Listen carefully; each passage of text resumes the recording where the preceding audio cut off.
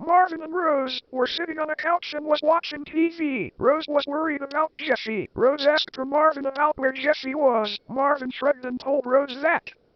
"That's it. That's fine."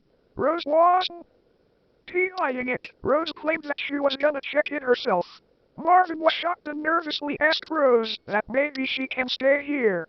Marvin was nevertheless surprised by Rose doing. Rose ignored Marvin and checked for Jeffy. Rose checked everywhere, and she found Jeffy staring at the wall.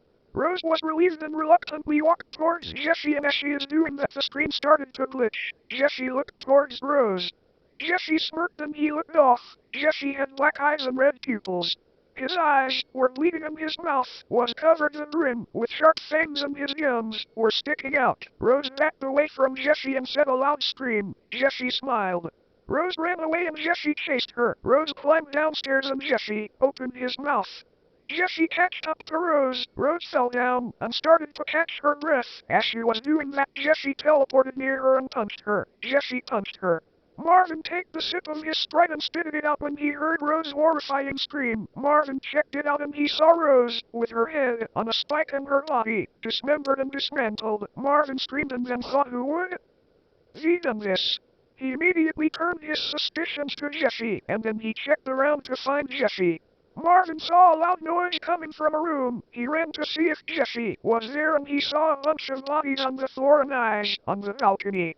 He then saw Jeffy. His back was standing there, and his eyes were closed and his arms were crossed. Marvin then carefully walked towards Jeffy, and then touched his shoulder. Jeffy turned his head to Marvin, and then his body turned around to where Jeffy's head was staring at.